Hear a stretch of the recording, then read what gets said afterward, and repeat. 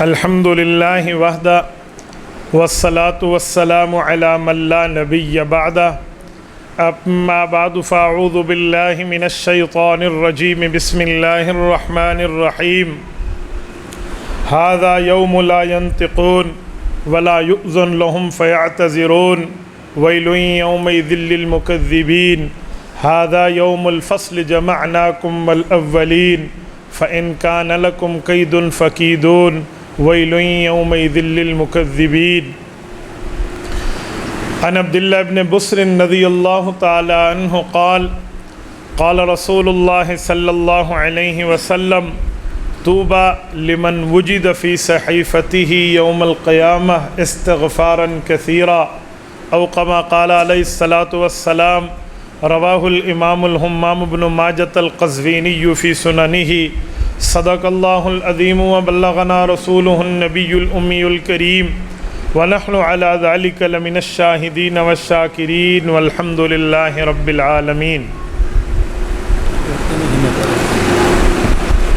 جس دور پہ نازاں تھی دنیا، اب ہم وہ زمانہ بھول گئے، اوروں کو جگانا یاد رہا، خود ہوش میں آنا بھول گئے۔ آذان تو اب بھی ہوتی ہے مسجد کی فضا میں اے انور، جس ضرب سے دل ہل جاتے تھے وہ ضرب لگانا بھول گئے۔ منہ دیکھ لیا آئینے میں پر داغ نہ دیکھا سینے میں، دل ایسا لگایا جینے میں مرنے کو مسلمہ بھول گئے۔ معزز دوستو، آج 24 اگست 2021 بروز منگل ہے، اور آپ کے یہاں جامع مسجد فاروق اعظم رضی اللہ تعالیٰ عنہ گرہ سانگی تحصیل پروا ضلع ڈیرہ اسماعیل خان میں حضرت معاویہ بن ابی سفیان رضی اللہ تعالیٰ عنہما کے اسم گرامی سے منسوب مدرسے کے افتتاح کی تقریب میں آپ اور ہم جمع ہیں۔ میرے لیے انتہائی خوش قسمتی اور مسرت کی بات ہے کہ میرے ساتھ میرے استاذ مکرم حضرت قاری عظیم دامت برکاتہم تشریف فرما ہیں۔ میں نے پہلے پارے کا کچھ حصہ حضرت سے قرآن کریم کا حفظ کیا تھا۔ خدا کی قسم مجھے آج بھی وہ منظر یاد ہے، مجھے آج بھی وہ کلاس یاد ہے، وہ سردیوں میں لگی ہوئی ترپالیں یاد ہیں، اور حضرت کے سامنے بیٹھ کر قرآن کریم کا پڑھنا یاد ہے۔ اللہ پاک ان کی عمر میں، ان کی اولاد میں، ان کے عمل میں برکات عطا فرمائے۔ بعض اوقات جو دلی خوشی ہوتی ہے نا کہ اساتذہ کرام کے ساتھ بیٹھ کر یا ان کے حکم پر بیٹھ کر بات کرنا، یقین مانیں اس سے دنیا کی دولت مل جائے نا، وہ خوشی حاصل نہیں ہوتی جو یہ خوشی ہوتی، اور یہ خوشی اس احساس کا نام ہے جو بندے کے دل میں موجود ہوتا ہے۔ اس کو الفاظ میں بیان کرنا بہت مشکل کام ہے، بس صرف بندہ بتا دے۔ میری دعا ہے اللہ استاد مکرم کی زندگی میں برکات عطا فرمائے۔ میرے دوستو، آپ اور ہم مسلمان ہیں۔ مسلمان اسلام سے نکلا ہے۔ اسلام تسلیم، سلم، سلامتی، اس کا مطلب ہوتا ہے بغیر کسی عیب کے چیز کو سلامت رکھنا۔ تو اسلام وہ مذہب ہے جس میں کوئی عیب نہیں ہے۔ تو جب عیب نہیں ہے تو اس کا مطلب ہے کہ یہ بے عیبی مذہب ہے، اور جو بے عیبی چیز ہو وہ اللہ رب العزت کی طرف سے عطا کردہ ہوتی ہے۔ کیوں؟ اللہ اسے کہتے ہیں جو ہر عیب سے پاک ہے۔ اللہ کا مطلب یہ ہے کہ اللہ ہر عیب سے پاک ہے۔ المنزہ عن النقصان والزوال والعیب، اللہ ذات اقدس کا نام ہے جو اللہ ہر نقصان سے، ہر زوال سے، ہر عیب سے پاک ہے۔ تو اللہ نے ہمیں اسلام دیا ہے، اور رسول پاک صلی اللہ علیہ وسلم نے ارشاد فرمایا ہے کہ الاسلام یہدم ما کان قبلہ۔ صحیح مسلم میں روایت موجود ہے، حضرت ابو ہریرہ رضی اللہ عنہ ارشاد فرماتے ہیں اللہ کے رسول نے فرمایا مسلمان بنتے وقت آپ کلمہ طیبہ کا اقرار کر کے مسلمان بن کے اسلام میں داخل ہو جاؤ، اللہ فرماتے ہیں میرا وعدہ ہے جو حالت کفر میں جو گناہ کی ہے میں سب کو زیرو کر دوں۔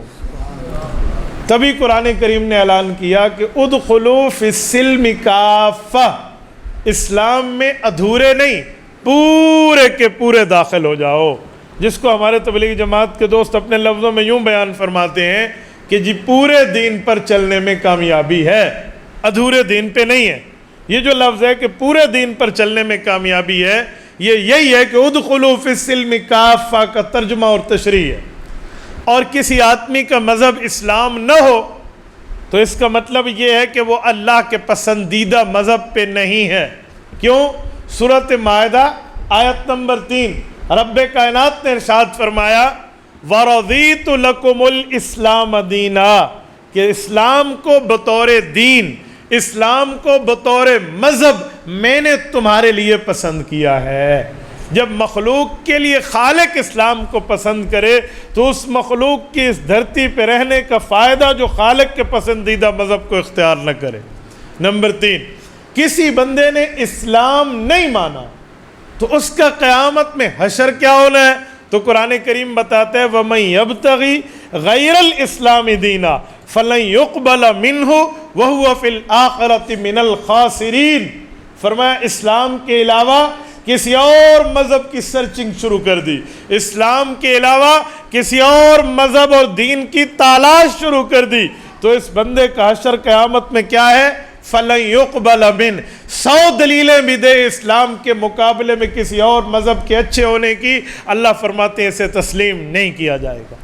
وَهُوَ فِي الْآخِرَةِ مِنَ الْخَاسِرِينَ، اور یہ آخرت میں بغیر فائدہ یعنی نقصان اٹھانے والوں میں سے ہوگا۔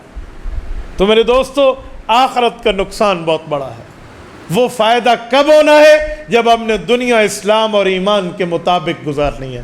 تو میں نے بات چلائی تھی کہ ہم مسلمان ہیں، ہمارا مذہب اسلام ہے، اور یہ مسلمان نام ہمیں اللہ کے قرآن نے دیا ہے۔ ہوا سماکم المسلمین، حضور پاک علیہ السلام پہ اللہ نے آیت اتاری کہ اس اللہ نے تمہارا نام مسلمان رکھا ہے، اور پھر رسول اللہ کو حکم فرمایا کہ اے پیغمبر آپ اعلان کر دیں کہ میں پہلا مسلمان ہوں۔ وَبِذَلِكَ أُمِرْتُ وَأَنَا أَوَّلُ الْمُسْلِمِينَ، فرمایا کہ مجھے میرے رب کریم نے حکم کیا ہے، رسول کریم کی زبان ہے، مجھے میرے رب کریم نے حکم کیا ہے کہ اے پیغمبر آپ اعلان کر دیں کہ میں اللہ کو پہلا تسلیم کرنے والا ہوں۔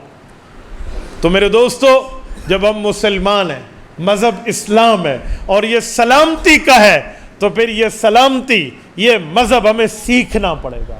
بغیر سیکھنے کے کچھ نہیں آتا۔ یاد رکھیں کٹوی چڑھاونی ہوئے نا بھی کٹوی کو بھونی رہو، ہم نے پکانی ہے ہانڈی، ہنڈیا پکانے کے لیے بھی سیکھنا پڑتا ہے۔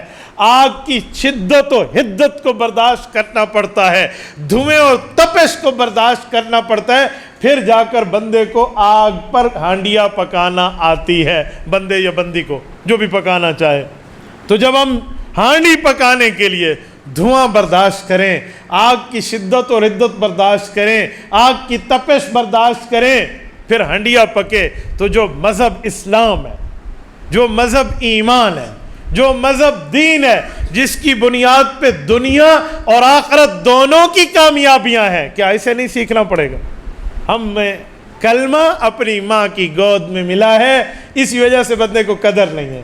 اجی کلمہ بھرو جی لا الہ الا اللہ محمد الرسول اللہ، نہ کلمے کا مفہوم پتہ، نہ مطلب پتہ، نہ معنی پتہ، نہ حیثیت پتہ، نہ ہمیں معاملات پتہ کہ ہمارے اوپر کلمہ پڑھنے کے بعد کیا کیا لازم ہے۔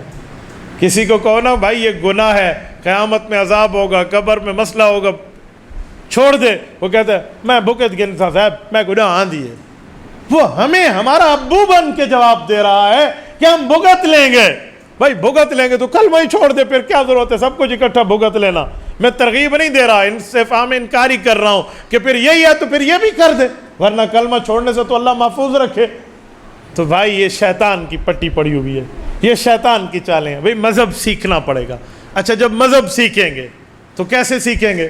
اس کے لیے 2 چیزیں، بلکہ اس کے لیے 4 چیزیں چاہیے۔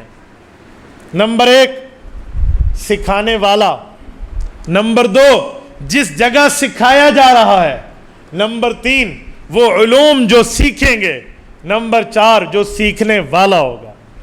گویا سیکھنے والا، سکھانے والا، سیکھے جانے والا نصاب اور سیکھی جانے والی جگہ، جس کو کہتے ہیں استاذ، مدرسہ، نصاب اور طالب علم، یہ 4 چیزیں چاہیے۔ طالب علم تو ہم ہوں گے کہ ہم نے اسلام سیکھنا ہے، استاذ ہمیں پڑھائے گا، اور قرآن کریم اور شریعت ہمارا نصاب ہوگا، اور مدرسہ ہماری کلاس ہوگی۔ یہ چار چیزیں بنیادی ہیں. استاذ بھی چاہیے, شاگرد بھی چاہیے, جگہ بھی چاہیے اور کتاب بھی چاہیے. جب بھی کوئی چیز سکھائی, سمجھائی, سنائی, پڑھائی, رٹوائی, کرائی گئی ہے تو اس کے لیے یہ چار چیزیں لازم اور ملزوم ہیں, اس کے بغیر نہیں ہے. آپ مجھے ایک جملہ بتائیں. غار حرا وہ جگہ ہے, وہ غار ہے, وہ مقام ہے جہاں اسلام کی پہلی تعلیم کا آغاز ہوا ہے, جو اللہ نے پیغمبر علیہ السلام کو تعلیم دی ہے. واسطہ حضرت جبرائیل بنے. حضرت جبرائیل رسول اللہ کے استاذ نہیں ہیں, حضرت جبرائیل رسول اللہ صلی اللہ علیہ وسلم کے معلم نہیں ہیں, حضرت جبرائیل رسول اللہ کے مدرس نہیں ہیں, وہ واسطہ ہے. واسطہ ہے, اصل استاذ اللہ ہے, اللہ نے سکھایا. تو وہاں پر بھی چار چیزیں موجود ہیں: پڑھانے والا, پڑھنے والا, جگہ اور نصاب. قرآن کریم کی ترتیب نزول کے اعتبار سے پہلی سورت علق, پہلا آیت کا ٹکڑا پڑھیے, اقرأ بسم ربک الذی خلق. حدیث پاک میں صحیح بخاری جلد اول باب کیف کان بدء الوحی الی رسول اللہ صلی اللہ علیہ وسلم, حضور پاک علیہ السلام نے فرمایا جبرائیل امین آئے اور مجھے کہا پڑھو. امام عسقلانی اس کی شرح میں لکھتے ہیں کہ پڑھا تو اس چیز کو جاتا ہے جو کوئی لکھی ہوئی ہو.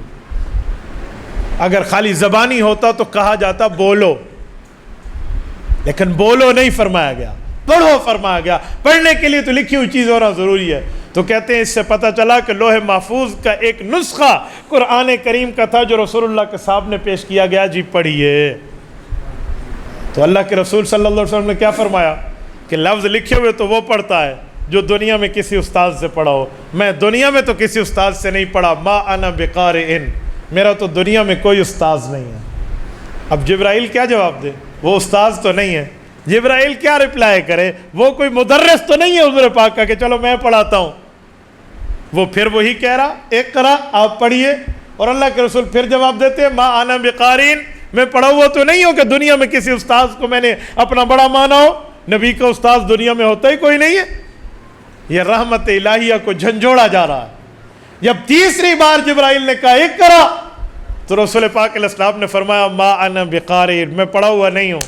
اللہ کی رحمت کو جوش آیا تو رب العزت نے ڈائریکٹ رحمت رسول اللہ پہ اتاری. جبرائیل کے دل اقدس میں ڈالا کہ پورا جملہ کہہ, پھر اللہ کی رحمتیں اس نبی پر اتریں گی اور تو منظر دیکھے گا. تو جبرائیل نے پورا جملہ کہا اقرأ بسم ربک الذی خلق, اس اللہ کے نام لے کر پڑھیے جو اللہ اس کائنات کا خالق ہے. تو حضور نے پڑھنا شروع فرما دیا اقرأ بسم ربک الذی خلق. اس سے پتہ چلا کہ استاذی کا تعلق اللہ کا نبی کے ساتھ ہے. تو استاذ اللہ اور اس استاذ کا شاگرد رسول اللہ. استاذ اور شاگرد جمع ہو گئے, معلم اور متعلم. نمبر 3 نصاب جو جبرائیل دے رہے تھے کہ اقرا پڑھیے. نمبر 4 جگہ, اس جگہ جہاں جس کو مدرسہ کہتے ہیں, جہاں درس لیا جائے. وہ مدرسے کے لیے کوئی عمارتیں ضروری نہیں ہے کہ مدرسے کے لیے کوئی بلڈنگز چاہیے, کوئی بڑی عمارتیں چاہیے. مدرسہ ہر اس جگہ کا نام ہے جہاں استاذ اور شاگرد اور نصاب جمع ہو جائے. ہر اس جگہ کا نام مدرسہ ہے. تو وہ غار مدرسہ اول اسلام میں بدل گئی. تو اس غار میں رسول اللہ نے اقرا بسم ربک الذی خلق پڑھا. خلق الانسان من علق, اقرا وربک الاکرم الذی علم بالقلم علم الانسان ما لم یعلم. یہ 5 آیتیں قرآن کریم کی پہلی بنی. اقرا, اے پیغمبر پڑھیے, بسم ربک الذی خلق, اس اللہ کے نام سے جس نے پیدا کیا. الذی, اقرا بسم ربک الذی خلق, خلق الانسان من علق, انسان کو اللہ نے ایک نطفے سے پیدا کیا, ایک بوند سے پیدا کیا. پڑھیے آگے, آپ پڑھیے ذرا. استاد جی نہ پڑھیں, میں عوام میں سے ذرا پوچھوں کہ پہلی وحی سے ہم کتنا واقف ہیں. اقرا بسم ربک الذی خلق, خلق الانسان من علق. آگے جزاک اللہ. اقرا وربک الاکرم, پڑھیے, آپ کا اللہ آپ پہ بہت مہربان ہے. کریم نہیں, اکرم, اس میں تفضیل دیا, سپرلیٹو ڈگری ورلڈ, اس سے بڑا جملہ نہیں ہے. آپ کا رب آپ پر بہت مہربان ہے. اقرا وربک الاکرم الذی علم بالقلم, وہ اللہ وہ ہے جس نے انسان کو قلم کے ذریعے تعلیم دی ہے. قلم واسطہ ہے، قلم واسطہ ہے، تعلیم اللہ کی ہے، جبرائیل کے ذریعے رسول اللہ کو پڑھایا گیا ہے۔ حیثیت بتائی جا رہی ہے کہ جبرائیل کو استاذ نہ سمجھنا۔ میں لکھوں نا حضرت استاد جی، خود استاد جی کیا حال ہے، تو میرے پین نے نہیں لکھا، دراصل میں نے لکھا ہے کہ حرکت دینے والا محرک نہ ہو تو پین ہلے گا کیسے؟ تو الذی علم بالقلم، اللہ پڑھانے والے ہیں۔ کس چیز کو؟ بولیے آگے لفظ پڑھیے، علم الانسان ما لم یعلم، وہ چیز جو انسان جانتا ہی نہیں تھا۔ تو میرے دوستو، یہ مدرسہ اول غار حرا ہے جس جگہ یہ تعلیم دی۔ تو 4 چیزیں ضروری ہیں اسلام سیکھنے سمجھانے۔ پیغمبر اسلام نے اللہ سے سیکھا، اللہ سے سمجھا اور ان علوم کو لیا جس کو سورۃ نساء آیت نمبر 113 میں اللہ رب العزت بیان فرماتے ہیں، وَعَلَّمَكَ مَا لَمْ تَكُنْ تَعْلَمْ، ہم نے وہ علوم آپ کو سمجھائے جو وحی اترنے سے پہلے آپ اس سے ناواقف تھے۔ اللہ نے وحی اتار کے آپ کو واقف کار کر دیا، وحی اتار کے آپ کو علم سے بہرہ ور کر دیا، وحی اتار کے آپ کو علوم سے روشناس کر دیا۔ کیا آپ کو وہ علوم سے روشناس کرایا جو آپ پہلے نہیں جان رہے تھے۔ اور یہ قرآن اور حدیث آپ پر علم اتارنا، وَكَانَ فَضْلُ اللَّهِ عَلَيْكَ عَظِيمًا، یہ اللہ کا بہت بڑا فضل ہے۔ تو حضور پاک نے سیکھا، سمجھا، پھر امت کے معلم بنے، انسانیت کے مدرس بنے، پوری کائنات کے محسن بنے، اور پیغمبر اسلام صلی اللہ علیہ وسلم نے خود مدرسہ قائم کیا۔ صحابہ کرام کے لیے پہلا مدرسہ بیت اللہ ہے، اصحاب صفہ مدینہ کا پہلا مدرسہ ہے، مکہ مکرمہ کا پہلا مدرسہ بیت اللہ ہے۔ یہ وہ جگہ ہے جہاں طفیل ابن عمر دوسی رضی اللہ عنہ جیسا شخص رسول اللہ سے تعلیم پاتا ہے اور 700 اپنے قبیلے کے افراد کو مسلمانی کا کلمہ پڑھا دیتا ہے۔ یہ وہ جگہ ہے۔ طفیل ابن عمر دوسی کے لیے عبد الرحمن رافت پاشا سور من حیات صحابہ میں لکھتے ہیں کہ یہ بزنس مین بندے تھے، ابو جہل کے ساتھ تجارتی تعلقات تھے۔ عمر ابن ہشام کے گھر آئے، ابو جہل کے پاس ہمیشہ آتے تھے، تجارت کی لین دین ہوتی تھی، تو رات کو سوتے وقت ابو جہل نے انہیں سب سونے کا سامان بھی دیا اور ساتھ 2 روئی کے پھمبے بھی دیے کہ یہ روئی کے پھمبے کپاہ دے بڑویں، یہ اپنے کان میں ڈال لو۔ اس نے کہا کیوں؟ مجھے تو کانوں کا کوئی مسئلہ نہیں ہے، میں تو کان کا بیمار نہیں ہوں۔ انہوں نے کہا جی بیماری کی وجہ نہیں ہے، ہمارے یہاں ایک مسئلہ ہے۔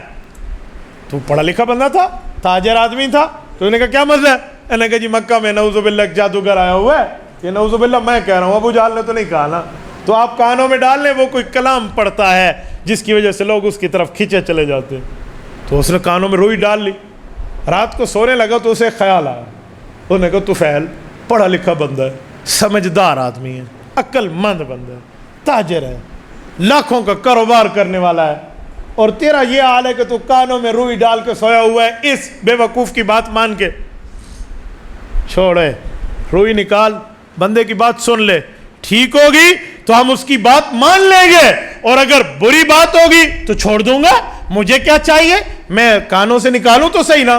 تو طفیل ابن عمر رضی اللہ تعالی نے کان سے نکالی۔ اللہ کے رسول صلی اللہ علیہ وسلم بیت اللہ شریف میں ٹھہر کے اس وقت کی تلاوت فرما رہے ہیں نماز میں، ابھی نماز فرض نہیں تھی جو اس وقت نفل کی نماز تھی۔ تو طفیل نے وہ آواز سنی، آپ مجھے بتائیں کلام خدا ہو اور پڑھنے والا رسول خدا ہو، آواز بھی وہ ہو جو اس جیسی کائنات میں کسی کی آواز نہیں ہے۔ آج بھی قرآن کریم سنے نا بندہ اپنے غم بھلا بیٹھتا ہے۔ آج بھی میں دنیا کے کسی ایک قاری کی بات کروں، آپ قاری عبد الباسط رحمۃ اللہ علیہ کو سن لیں، مصر کے قاری کو، بندے کو اپنے غم بھول جاتے ہیں۔ موجودہ دور میں شیخ عبد الرحمن سدیس دامت برکاتہم، امام کعبہ کی آواز سنو، اللہ کی قسم دنیا کے غم بھول جاتے ہیں۔ واللہ یہ ایسے اللہ نے ان کو آواز دی ہے، شاید کوئی آنکھ ہو جس آنکھ میں پانی نہ بھرائے۔ یہ آج کی امتی ہیں جن کی آواز میں اتنا درد ہے، یہ آج کے لوگ ہیں۔ ہر سال ہمارے اساتذہ ہمیں ٹھہر کر قرآن سناتے ہیں تراویح میں، اور ہر سال مزہ نیا ہوتا ہے۔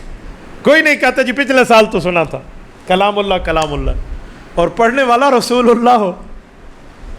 آپ مجھے بتائیں پڑھنے والا رسول اللہ ہو تو کیا آواز کی چاشنی ہوگی۔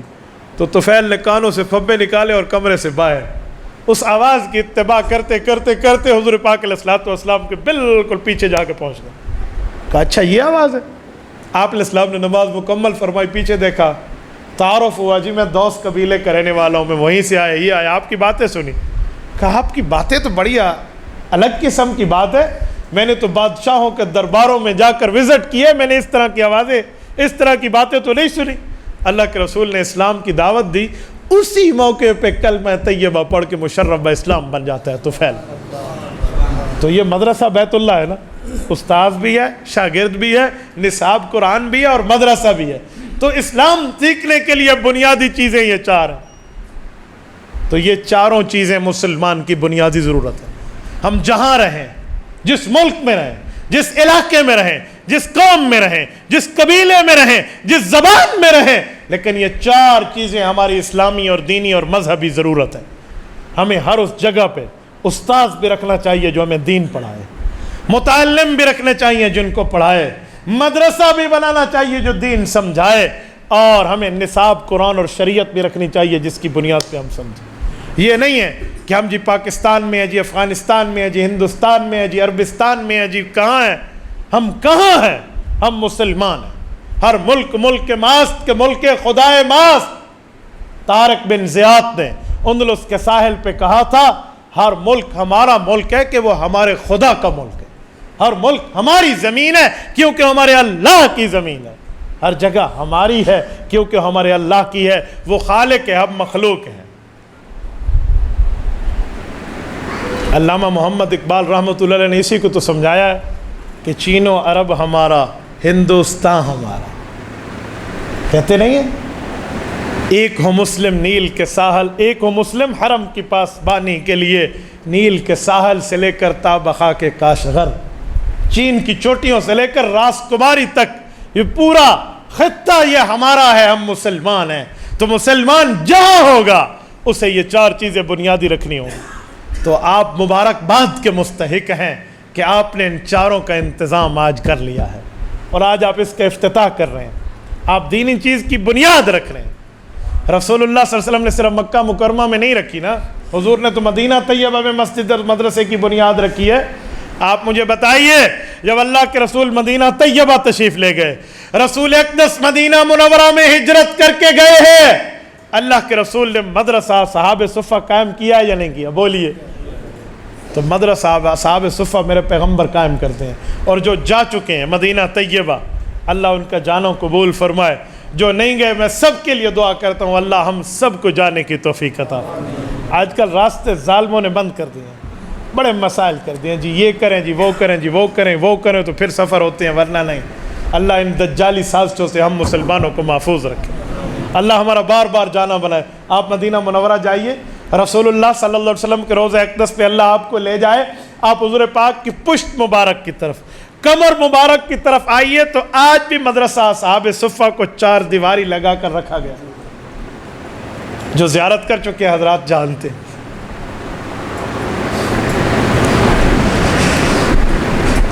استاد جی میں آپ کی وساطت سے ایک بات عرض کر دوں، ایک شخص نے غیر مقلدیت سے توبہ کی ہے، اور الحمدللہ اسی اصحاب صفہ کے مدرسے میں میرے ہاتھ پہ اللہ نے اسے توبہ کرائی ہے۔ اس کی بھی ایک داستان ہے، میں کبھی آپ کو سناؤں گا۔ بہرحال مدرسہ اصحاب صفہ پہ یہ فیصل آباد کے قاری صاحب تھے، میں کئی دفعہ یہ سنا بھی چکا ہوں۔ یعنی یہ وہ جگہ ہے جو آج بھی ایک مدرسے کا نام موجود ہے مسجد نبوی میں۔ حضور نے مسجد نبوی میں جا کر دوسرا مدرسہ قائم کیا، کیوں؟ مسلمان کے لیے ضرورتیں یہی ہیں، استاد اور شاگرد تو تھے، نصاب تو تھا، اب جگہ چاہیے نا۔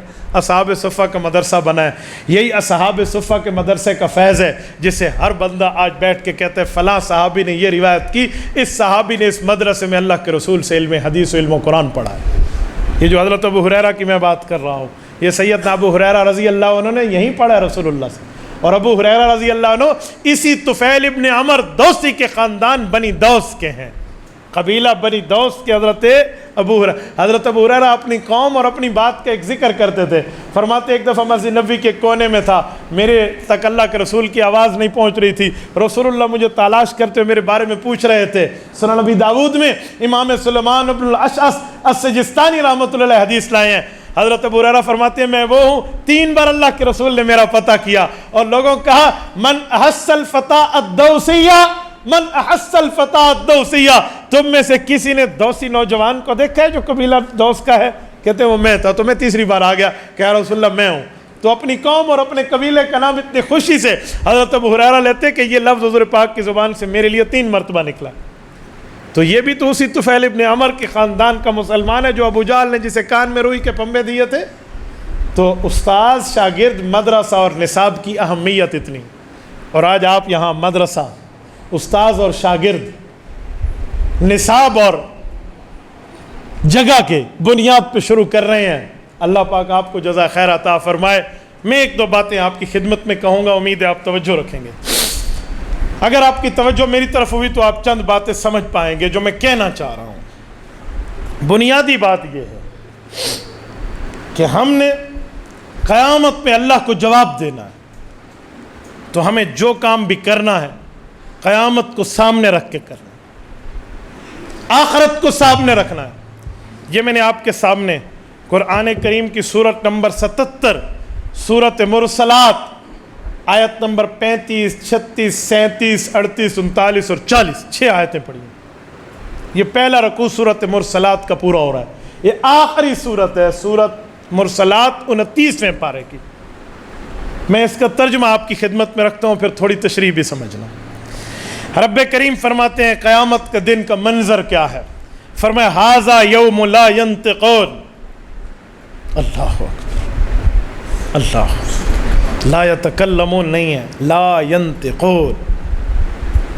نطق کہتے ہیں ایک چھوٹا لفظ بولنا جو پورا ہو یا نہ ہو, کلام کہتے ہیں پورا لفظ بولنا. رب فرماتے ہیں قیامت کے دن کا خوف اتنا ہوگا, ھذا یوم لا ینطقون, جہاں لفظ منہ سے ادھورا بھی لوگ نہیں نکال سکیں گے, پورا لفظ نکالنا تو دور. نطق علمنا منطق الطیر, نطق اس زبان کو کہتے ہیں جو خیر ہے بندے کو سمجھ آئے یا نہ آئے, آدھا جملہ کہیں, آدھا جملہ, اسپیکر پورا نہ بول سکو, آدھا ہی بول دو. تو فرمایا قیامت کا ڈر اتنا ہوگا, خوف اتنا ہوگا کہ مجمع ایک جملہ بھی نہیں کہہ سکے گا. وَلَا يُؤْذَنُ لَهُمْ فَيَعْتَذِرُونَ, اور ان کو اتنی اجازت بھی نہیں ہوگی کہ اپنا کوئی عذر, کوئی وجہ پیش کر سکیں کہ اللہ یہ کام ہم نے اس وجہ سے کیا تھا. یہ کوئی وجہ پیش کر سکیں, دیکھو اسادے کوئی بہانہ بڑھا سکے, کوئی بہانہ بنا سکے, کوئی عذر پیش کر سکے, کوئی وجہ پیش کر سکیں. بھئی ای کو تھوڑی پھڈی لوں چا, اڑنگی لوں چا, تو ایویں آ کے ایویں تھی ویسی نہ بابا, یوں کچھ آپ کسی کو دھوکہ نہیں دے سکتے.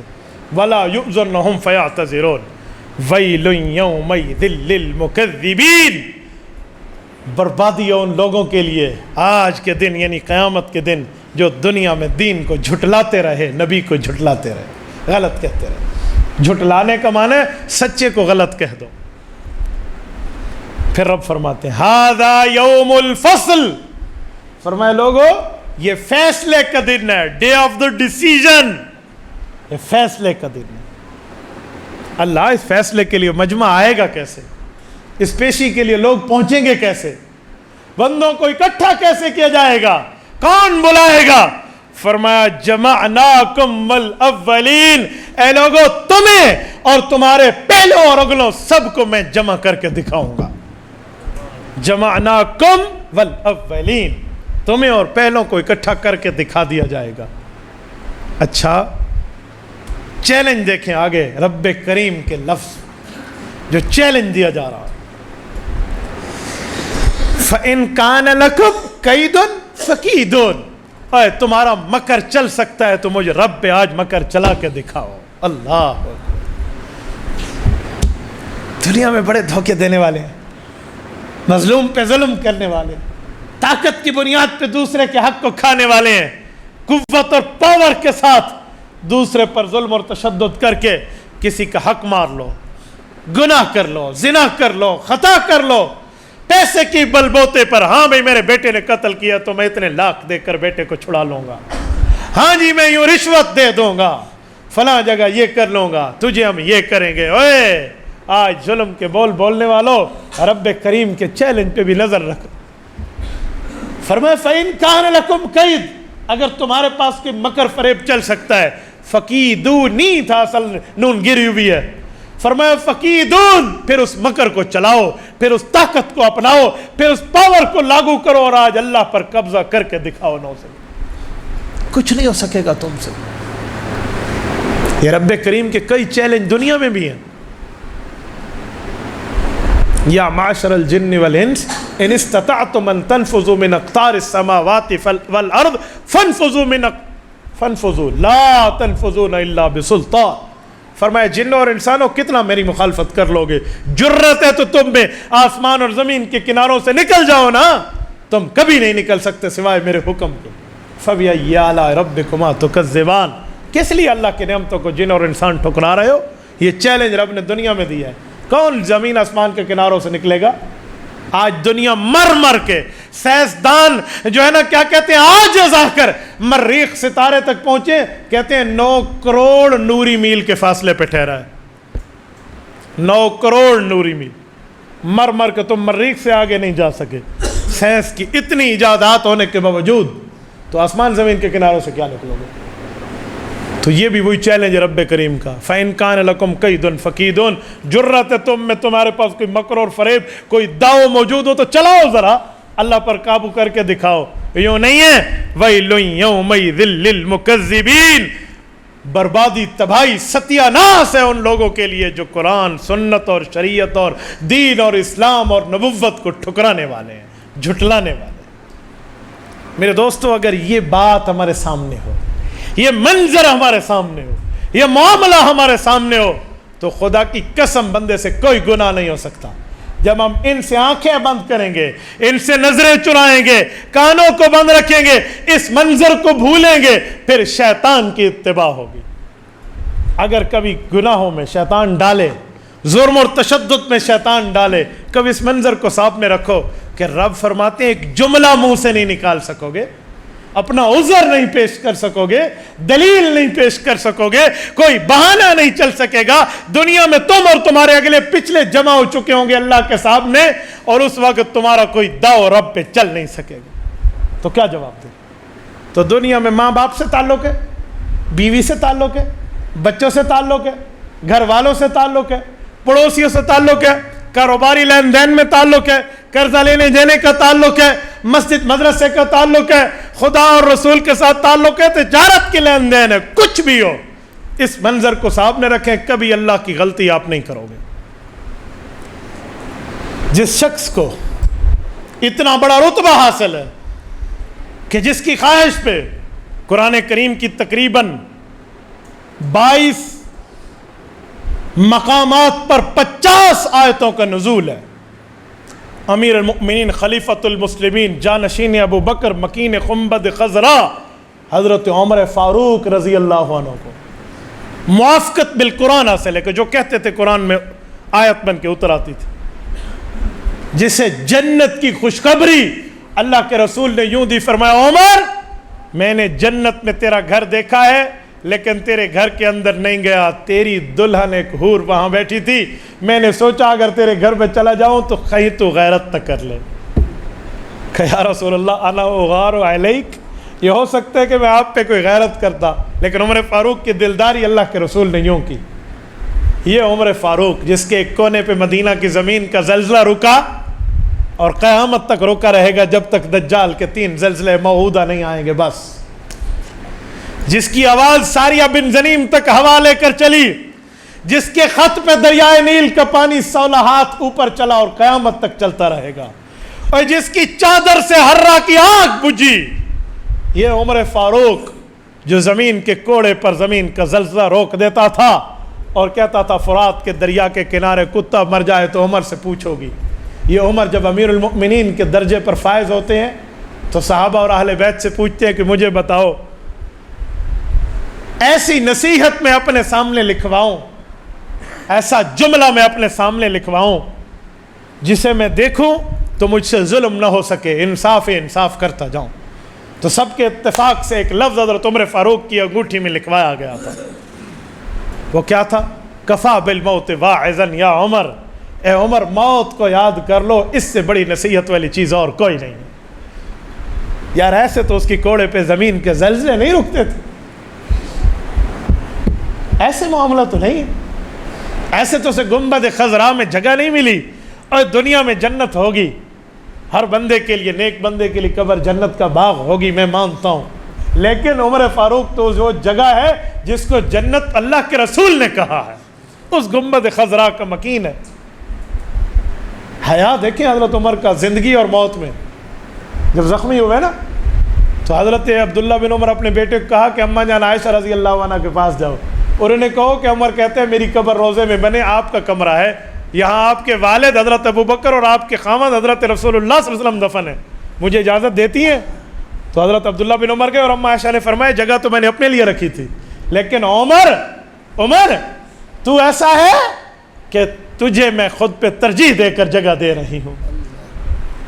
حضرت عمر کے پاس آ کر بیٹا کہتا ہے، اور بیٹے کو حضرت عمر فرماتے ہیں اچھا ٹھیک ہے، اجازت مل گئی، ہو سکتا ہے میری زندگی کا حیا کیا ہو کہ دنیا میں جب تک میری سانس چل رہی ہے، جب میں دنیا سے چلا جاؤں ایک بار پھر کنفرمیشن کر لینا کہ واقعی آپ اپنے فیصلے پر قائم ہیں، اگر قائم ہوں تو میری قبر روضے میں بنانا، ورنہ جنت البقیع لے جانا۔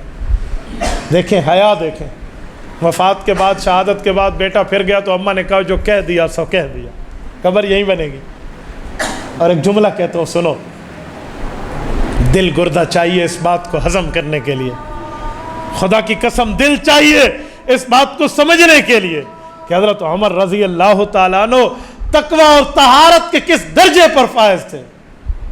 جب زخمی ہے نا، حالت زخم میں، بیٹے نے گود میں سر رکھا ہوا ہے، یہاں یوں سر کو سرکایا اور زمین پہ رکھا۔ بیٹے نے کہا کیا ابو؟ کہا مجھے رکھنے دے زمین پہ، اور اپنے سر کو زمین پہ رکھ کے یوں زمین سے رگڑ کے کہا وَيْلٌ لَكَ يَا عمر إِن لَّمْ يَغْفِرْ لَكَ رَبُّكَ، عمر رب نے معاف نہ کیا تو نہیں بخشا جائے گا، تو نہیں بخشا جائے گا۔ یہ عمر فاروق رضی اللہ عنہ کہہ رہے ہیں جس کو جنت کی ٹکٹ رب دے رہا ہے اور خوشخبری رسول اللہ دے رہے ہیں۔ ہم کس باغ کی مولی، ہم کس کھیت کے لوگ ہیں، ہم کیسے اپنی بخشش اور مغفرت کے دعوے کرتے پھریں؟ بس آخرت سامنے رکھیں، قیامت سامنے رکھیں، قبر سامنے رکھیں، موت سامنے رکھیں، پھر آپ کام کریں، اللہ آپ سے راضی رہے گا، اللہ آپ سے خوش رہے گا۔ وہ دنیا ہو یا وہ آخرت ہو، وہ دنیا ہو یا وہ آخرت ہو، کوئی سا کام ہو، اللہ کا خوف سامنے ہو، دنیا کچھ کہتی رہے آپ کو کوئی پرواہ نہیں، اللہ آپ سے راضی رہے، اللہ راضی رہے۔ توحید تو یہ ہے کہ خدا حشر میں کہہ دے یہ بندہ دو عالم سے خفا میرے لیے ہے۔ آج میری گفتگو کا خلاصہ یہی ہے کہ آپ یہ کام شروع کر رہے ہیں، خدا کے لیے اپنی اولادوں کو یہاں بھیجیے، اپنی بچیوں کو بھیجیے، اپنے بچوں کو بھیجیے۔ میں آپ کے سامنے بیٹھا ہوں، سر پہ ٹوپی رکھنا میں اپنے لیے بہت بری چیز سمجھتا تھا، یہ میں اپنی اسٹوڈنٹ لائف کی بات کر رہا ہوں۔ ٹخنے سے نیچے شلوار ہوتی تھی ہماری، حضرت استاد جی میرے اس زمانے کے استاد محترم ہیں، مولوی کے نام سے ہمیں نفرت ہوتی تھی، یار ہمارے اوپر بھی تو کسی کی محنت ہوگی، ہمیں تو بھی کسی کی دعائیں ہوگی، ہمیں بھی تو کسی مدرسے میں بٹھایا گیا ہوگا۔ آج آپ نے ہمیں کرسی لگا کر دی ہے، استاد محترم کرسی پر بیٹھے ہیں، کیوں؟ آپ نے میرے لیے کرسی لگائی ہے، کیوں؟ وہ کرسی فارغ پڑی ہے، تیسرا صوفہ آپ نہیں لگاتے، آپ لوگوں کے لگا دیتے نا، کیوں؟ آپ دین کی قدر کرنا جانتے ہیں، آپ نے دین کی وجہ سے ہم بٹھائے، شریعت اور اسلام کی وجہ سے بٹھائے، کوئی ایسا وڈی ماں دے پوتر تھا نا کہ ہم بڑی اماں کے بیٹے ہیں۔ تو بھائی جب دین کی دنیا میں قدر ہے، آخرت میں نہیں ہوگی، آخرت میں نہیں ہے، تو پھر اپنے بچوں کو اس مدرسے میں بھیجیے، دین کے علوم سے روشناس کیجیے۔ میری تو ابھی شادی بھی نہیں ہوئی تھی تو میں چاہتا تھا کہ میری اولاد ہوگی، میں مدرسے میں ڈالوں گا، میں مدرسے میں ڈالوں گا۔ میں نے اپنے بیٹے کو اسکول چھڑوا کر مدرسے بٹھایا، میری عالیہ مجھے کہتی رہی، میں نے کہا نہیں، پڑھ لے گا اسکول، اصل وجہ دین ہے۔ جی میرا بیٹا الحمدللہ ابھی اماں پارا پورا کر رہا ہے تقریباً اس کا۔ جتنی خوشی انسان کو ملتی ہے نا قرآن پڑھنے میں، میں نہیں منع کرتا اسکول کالج پڑھنے سے، وہ ضرورت ہے، پڑھ لو نا، کر لیں، پڑھنے میں نہیں مسئلہ، لیکن اصل دین ہے، اصل دین ہے۔ کل ایک اسکول نے جب کل کٹنگ میں میرا سر کٹ جائے آپ کے سامنے، جب میں ٹینڈ کرانے گیا، جس ہیئر ڈریسر کی دکان میں بیٹھا تھا، وہاں ایک بچہ ماشاءاللہ عاقل بالغ ہے، تو مجھے کسی نے کہا یہ نماز نہیں پڑھتا، اسے نماز پڑھنے کی ترغیب دے. میں ترغیب دینے لگا تو یکایک میرے ذہن میں ہے کہ اسے نماز آتی بھی ہے یا نہیں. اس سے نماز پوچھی، اسے نماز نہیں آتی. عاقل بالغ اسکول کا لڑکا ہے، نماز نہیں آتی، حالانکہ اسکول میں دینیات کے اندر نماز پڑھائی جاتی ہے. شاید اس نے ادھر بھی غفلت کی ہو اور ماں باپ نے کہا بھی نہ ہو. تو مجھے کہہ رہے تھے فلاں دن اس کا ابا آیا تو ابو سے اپنے سے بدتمیزی کر رہا تھا. تو میں نے کہا کرے گا نہیں تو اسا کورو پانڈو دے کسے پڑھاونے قرآن حدیث نہیں پڑھاونا تو یوں حال ہو سی. بڈھے لاپیو کو اگر ابا پڑھتے تھے چبل تے کو پتہ کیڑا ہے. اور دین پڑھاؤ گے تو بچہ اپنے والد کے سامنے یوں ٹھہرے گا کہ جنت کا درمیانی دروازہ اللہ نے میرے لیے رکھا.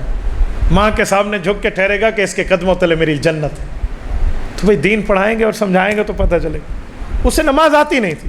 میں نے اسے ترغیب دی، اس نے کہا استاد جی میں نماز سیکھوں گا تو ضرور پڑھوں گا. آپ مجھے بتائیں جب عالم یہ ہو کہ عاقل بالغ ہونے کے بعد 15 سال سے اوپر عمر ہو اور بندے کو نماز نہ آئے، حالانکہ اللہ کے رسول نے فرمایا مرو اولادکم بالصلاۃ وہم ابناء سبع، فرمایا ماں باپ کو کہہ رہا ہوں کہ جب تمہارے بچے 7 سال کے ہو جائیں تو نماز کا حکم کرو، سمجھاؤ پڑھاؤ پیار سے.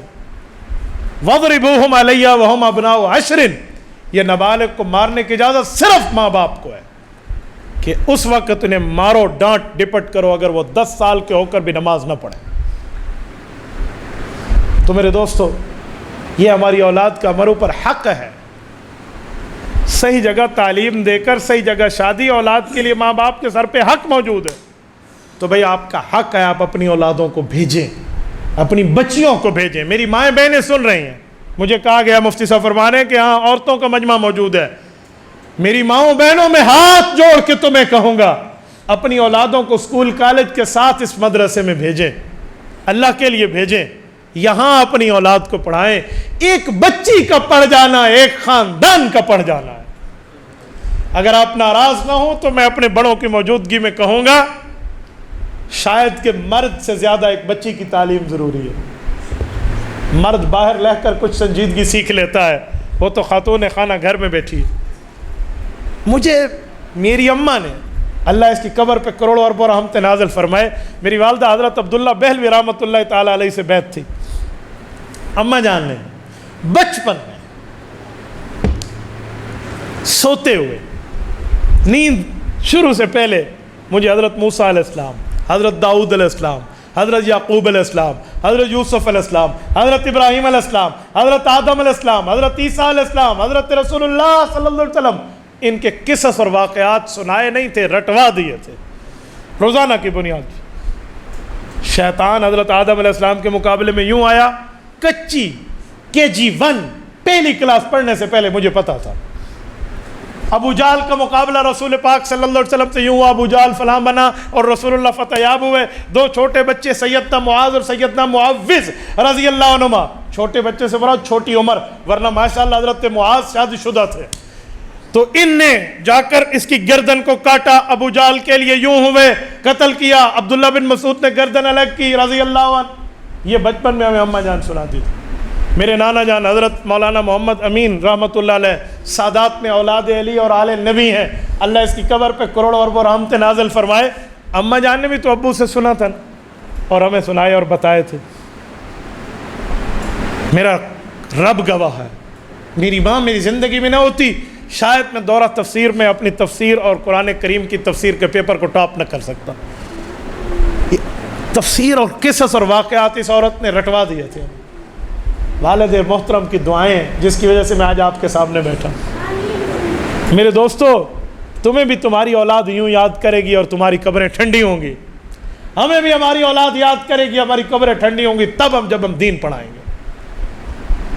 اگر بچوں کو نہیں پڑھا سکے تو پوتوں اور نواسوں کا اللہ سے وعدہ کر لو کہ اللہ ہم انہیں پڑھائیں گے، انہیں بتائیں گے. کسی کی اولاد نہیں ہے تو وہ یہ طے کرے کہ میں مدرسے میں آؤں گا، خود پڑھوں گا، خود نہیں پڑھوں گا تو مدرسے والوں کو جھاڑو دے کر جاؤں گا، ان کی صفائی کا ذمہ میں اپنے ذمہ لیتا ہوں. خدمتیں لینا، خدمت کا معنی صرف پیسے دینا تو نہیں ہے. کسی کے پیسے نہیں ہے، وقت ہے نا، وہ وقت دے دے.